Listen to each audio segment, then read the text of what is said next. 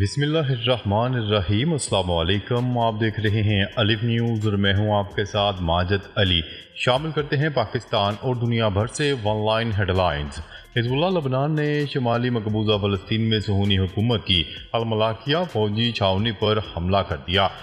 News report کے مطابق حزب اللہ لبنان نے اعلان کیا ہے کہ غزہ پٹی میں فلسطین کی ثابت قدم قوم کی حمایت میں اسلامی استقامت کے مجاہدین نے الملاکیہ فوجی چھاؤنی میں صہیونی دشمن کے فوجیوں پر گولہ باری کی ہے۔ حزب اللہ لبنان نے شمالی مقبوضہ فلسطین کے علاقے میں دشمن صہیونی فوجیوں کے اڈوں کو 11 بار میزائلوں سے حملے کا نشانہ بنایا تھا۔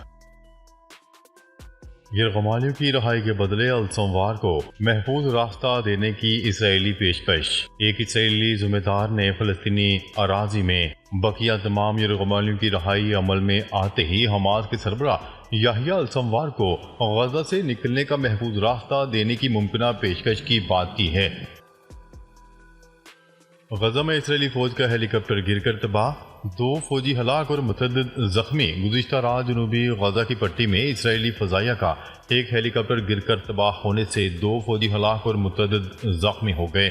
اسرائیلی فوج کے ترجمان کا کہنا ہے کہ 123ویں اسکواڈرن کا ہیلی کاپٹر یونٹ 669 میڈیکل ٹیم کے ساتھ علاقے میں ملٹری کارروائی کے دوران زخمی ہونے والے اہلکاروں کو نکالنے کے لیے رفع گیا تھا۔ ترجمان اسرائیلی فوج نے مزید کہا ہے کہ لینڈنگ کے آخری مرحلے کے دوران ہیلی کاپٹر صحیح طریقے سے زمین کو چھونے کی بجائے گر کر تباہ ہو گیا۔ ہیلی کاپٹر حادثے میں دہشت گردی کے عناصر کے ملوث ہونے کے شواہد نہیں ملے۔ حادثے میں ہیلی کاپٹر کو شدید نقصان پہنچا اور اس میں سوار تمام افراد زخمی ہو گئے، جنہیں ہسپتال منتقل کیا گیا، جہاں 2 فوجی اہلکاروں کے ہلاک ہونے کی تصدیق کر دی گئی، جبکہ 7 کی حالت انتہائی تشویشناک ہے۔ اسرائیل مغربی کنارے بین الاقوامی قوانین کی کھلم کھلا خلاف ورزی کر رہا ہے، اقوام متحدہ نے خبردار کر دیا۔ اقوام متحدہ کا کہنا ہے کہ مقبوضہ فلسطینی علاقوں میں اسرائیل کی جانب سے بین الاقوامی قوانین کی کھلم کھلا خلاف ورزی روکنے کے لیے عالمی برادری کردار ادا کرے۔ العربیہ کے مطابق یہ بات اقوام متحدہ کے ادارہ برائے انسانی حقوق کے ہائی کمشنر نے جنیوا میں عالمی انسانی حقوق کونسل کے 57ویں اجلاس کے افتتاح کے موقع پر اپنے خطاب میں کہی۔ حزب اللہ کی سرنگوں نے شمالی کوریا کا نظام اپنایا، نئی معلومات سامنے آ گئیں۔ چونکہ حزب اللہ نے ایک ویڈیو کلپ میں دکھایا ہے کہ اس نے حال ہی میں سرنگوں کے نیٹ ورک کا ایک ماڈل شائع کیا، جس میں تصاویر کے مطابق میزائل لانچرز اور بھاری ہتھیار شامل ہیں۔ ماہرین کا خیال ہے کہ ان تنصیبات نے مغربی اخبارات اور خاص طور پر اسرائیل میں اس کے بارے میں مزید معلومات حاصل کرنے کی طلب پیدا کی تھی۔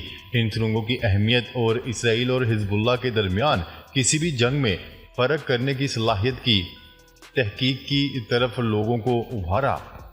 اگرچہ سرنگوں کا وجود کئی دہائیوں سے جانا جاتا تھا، لیکن غزہ میں اسرائیل اور حماس کے درمیان جنگ کے دوران ان کا اہم کردار ایک بار پھر ابھر کر سامنے آیا ہے، کیونکہ حماس نے صرف آپریشنل اسلحہ سازی اور چال بازی کی صلاحیتوں کے لیے سرنگوں پر انحصار کرتی تھی، بلکہ یرغمالیوں کو بھی سرنگوں میں ہی چھپا رہی ہے۔ امریکہ کے اقدامات ہتھیاروں کی دوڑ تیز کرنے کا باعث ہے۔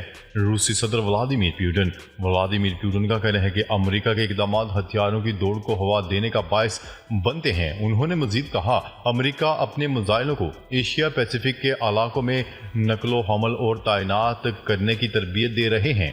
روسی صدر کا یہ بیان ان کی اوشین 2024 مشقوں میں ویڈیو کے ذریعے شرکت کے دوران سامنے آیا۔ گزشتہ 3 دہائیوں میں سب سے بڑی روسی بحری مشقیں ہیں۔ روسی صدر کا کہنا تھا کہ ان کا ملک بحری فوجی بیڑوں کو مضبوط بنانے کا ارادہ رکھتا ہے، جس میں اس کے اسٹریٹجک جوہری پرزے بھی شامل ہیں۔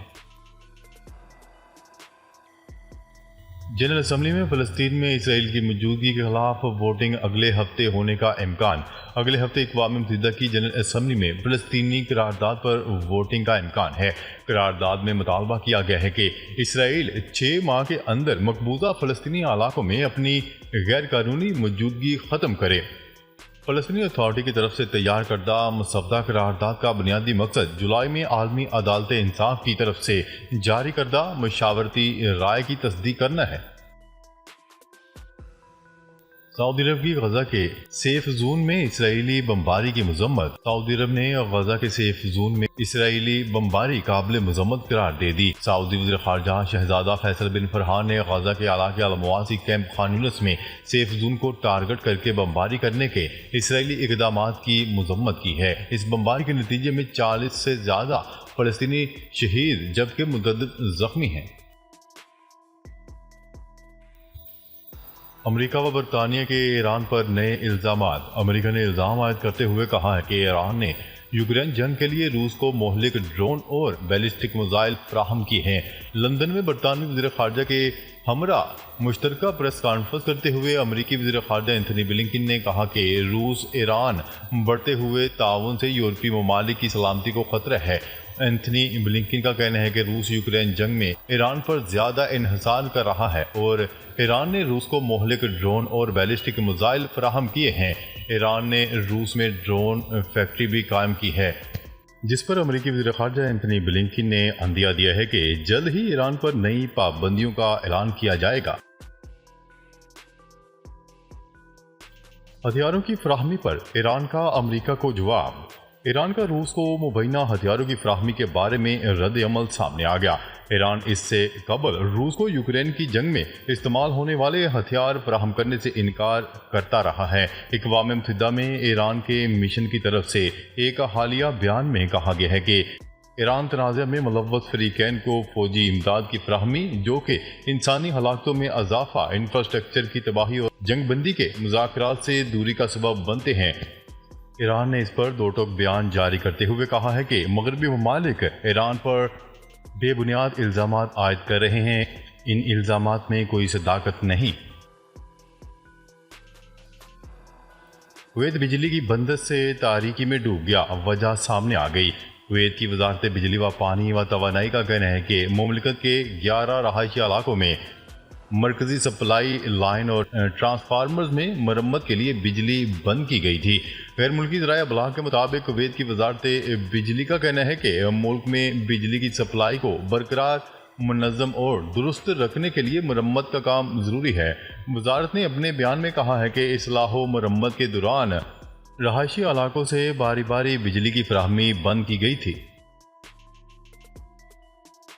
فارن پریس ایسوسی ایشن کا آزادی صحافت کی بحالی کے لیے اسرائیلی سپریم کورٹ سے رجوع۔ فارن پریس ایسوسی ایشن نے اسرائیل سے غزہ تک عالمی میڈیا کی بلا روک ٹوک رسائی کا مطالبہ کرتے ہوئے کہا ہے کہ جنگ کی کوریج سے عالمی میڈیا کو دور رکھنے کا اسرائیلی اقدام مایوس کن ہے۔ ایف پی اے کی رپورٹ کے مطابق آزادی صحافت پر جمہوری اقدار کی بات کرنے والے ملک کا یہ رویہ بہت حیران کن ہے۔ اسرائیل نے اس سے پہلے کبھی اطلاعات پر پابندی کا اتنا سخت اور طویل بلیک آؤٹ نہیں کیا۔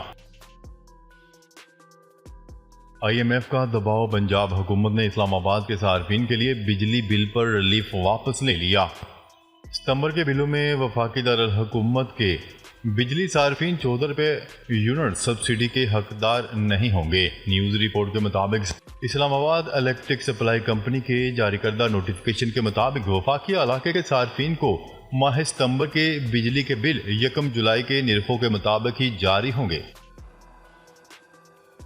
چین نے چاند کے قطب جنوبی میں ایک ریسرچ اسٹیشن کی تعمیر کے منصوبے کا اعلان کر دیا۔ چین ILRS نامی یہ ریسرچ اسٹیشن 2035 تک مکمل کرنے کا خواہش مند ہے۔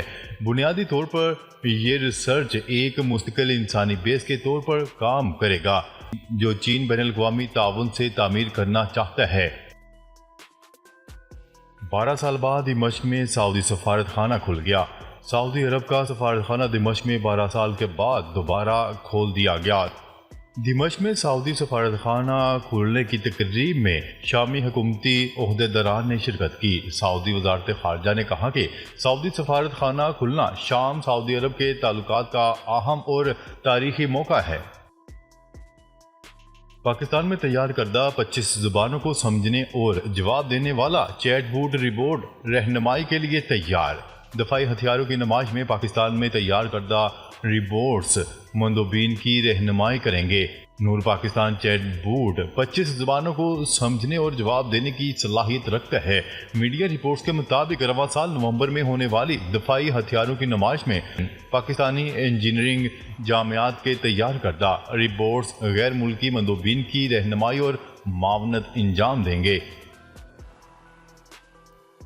جمعیت علماء اسلام کے سربراہ مولانا فضل الرحمان نے آئینی ترمیم کی حمایت کے حکومتی دعوے کو مسترد کرتے ہوئے کہا ہے کہ آئین و جمہوریت سے متصادم قانون کی جے یو آئی سمیت کوئی اپوزیشن حمایت نہیں کرے گی۔ نیوز رپورٹ کے مطابق جے یو آئی کے سربراہ مولانا فضل الرحمان سے سینئر سیاستدان محمد علی دورانی کی گزشتہ شب رات کے اسلام آباد میں جے یو آئی سربراہ کی رہائش گاہ پر ملاقات ہوئی۔ ترجمان کے مطابق فضل الرحمان کا کہنا ہے کہ جے یو آئی اپوزیشن کا حصہ ہے اور رہے گی۔ مولانا فضل الرحمان کا مزید کہنا تھا کہ ہم جمہوریت سے متصادم قانون سازی میں حکومت کسی اپوزیشن جماعت کی حمایت نہیں لے سکے گی۔